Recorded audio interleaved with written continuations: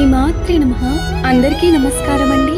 లలితా సహస్రనామంలో 60వ శ్లోకం. చరాచర జగన్నాథ చక్రరాజనికేతన పార్వతీ పద్మనయన పద్మరాగ సమప్రభా. భావం: కదిలే కదలని జగత్తుకు అధినాథురాలు, చక్రములలో గొప్పదైన దానిని నిలయముగా కలిగినది. పర్వతరాజు అనగా హిమవంతుడి పుత్రి. పద్మముల వంటి నయనములు కలది. పద్మరాగముల కాంతికి సమానమగు శరీర కాంతి కలది. ఒక్క నిమిషం కళ్ళు మూసుకోండి. ఈ విశ్వం మొత్తం కదిలే ప్రతి జీవి, కదలని ప్రతి పర్వతం, అన్నిటికీ ఒకే తల్లి ఉంది.